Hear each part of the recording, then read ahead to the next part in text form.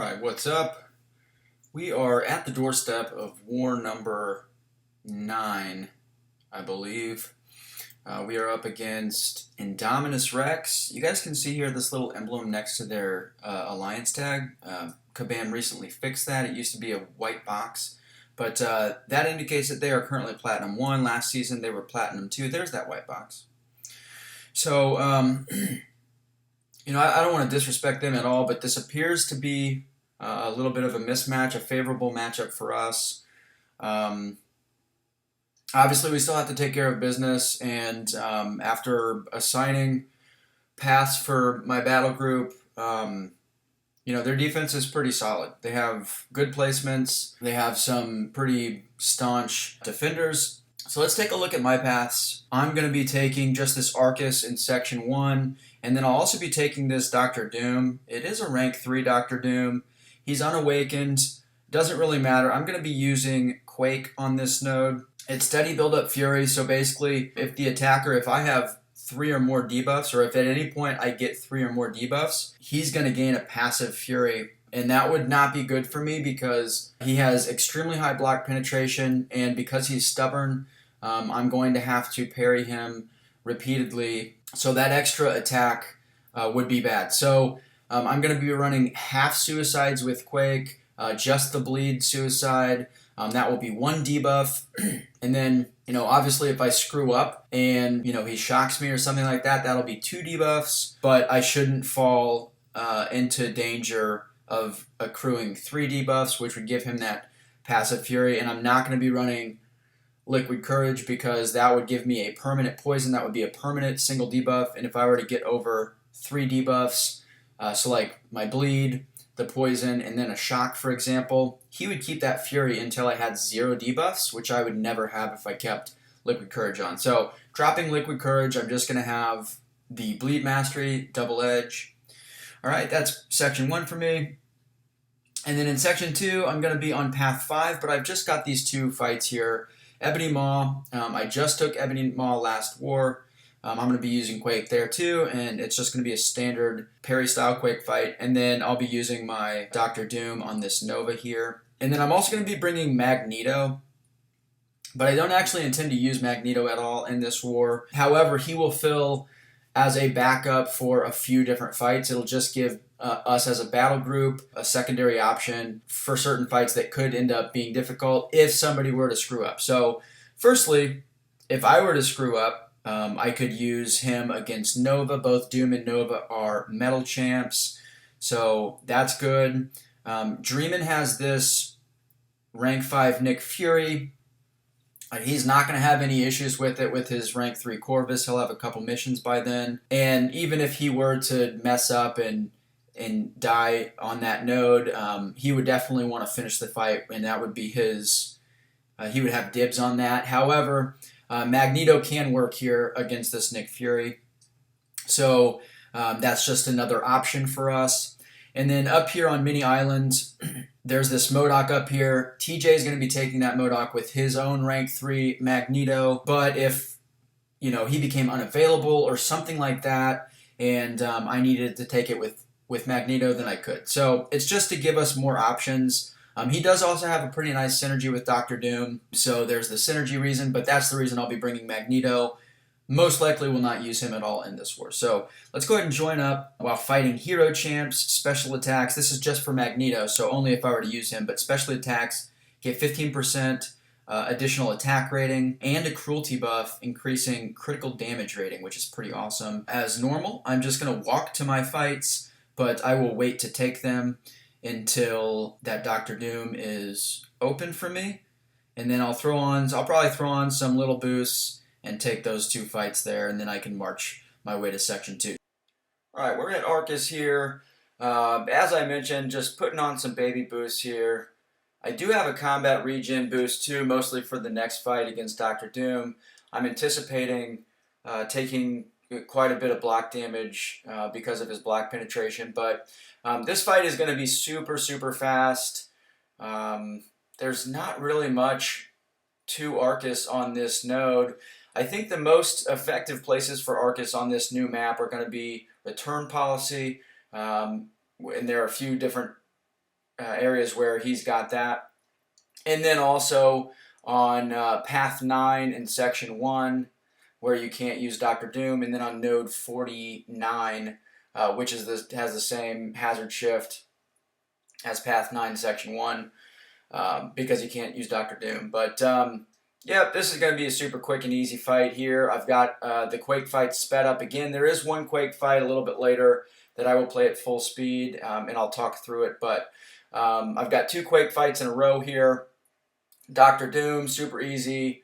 Ebony Maw. I did Dex just to get myself in the corner. Just need to make sure that I'm blocking before my Aftershock phase hits so that I can do that damage. And there's not really much to this fight. I mean, I'm going to just completely ignore the protection. It doesn't matter because I'm boosted. I think I have half suicides on still for this fight. I didn't change them after the Dr. Doom fight. So I just have the bleed mastery one, or basically double edge. And with class advantage, with his small health pool, and then with any kind of boosts and any kind of enhanced attack for masteries like suicides, it's just a super fast fight. Now this fight I also have sped up. It's at 2x speed. It's just a standard Dr. Doom versus Nova fight. And I mean, really, the name of the game in this fight is just to be safe. Now, there is one point here right before I throw off a special 3 at the end where I do go for a light attack intercept, and I get it. And because of that, my SP3 damage just completely wrecks him. But you really don't need to pay attention to the ebb and flow intercept aspect of this node if you're using Dr. Doom. All you want to do is control his power and make sure that you're regularly nullifying his Fury buff to prevent him from auto-blocking. So here, when I posted the assignments initially, I had dreamed of bringing Archangel for a Stealth Spider-Man on the Rage node on node 28.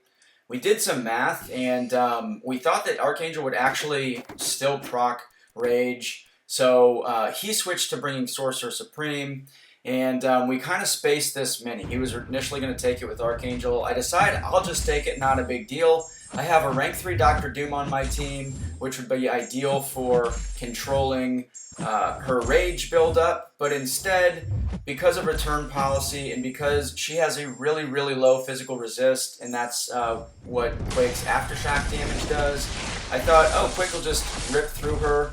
But here's the thing, I spaced this, and in my last war video, I actually had a lot of people comment and basically fill me in, but on both Rage nodes on the map, on node 28 and 48, there's a little thing where it says that the Rage node is not affected by ability accuracy, and what that does for Quake is, when her concussion applies, she cannot bypass the Rage damage gap, which means that her Aftershock damage is only going to do 2.5% of the defender's health.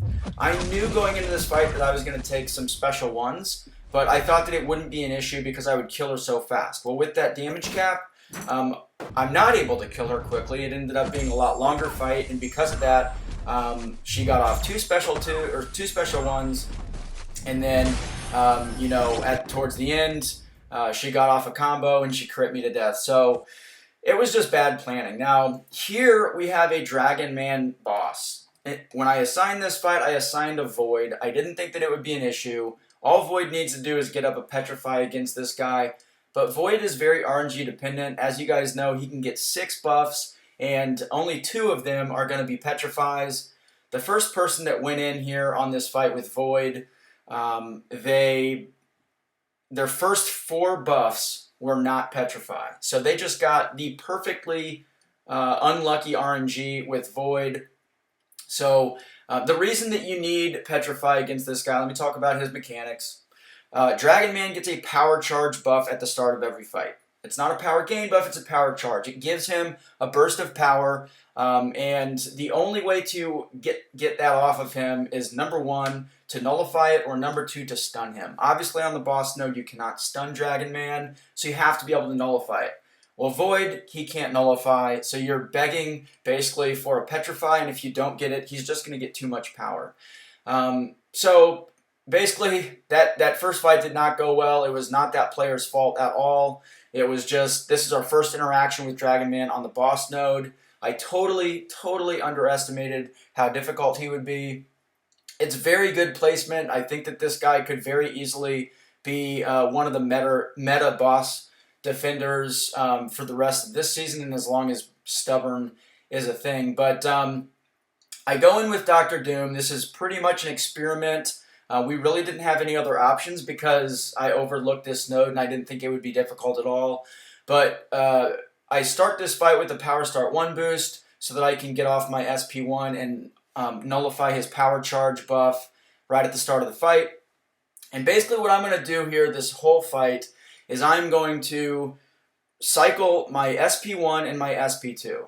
My SP1 to nullify his power charge buff, my SP2 to get off as much damage as I can.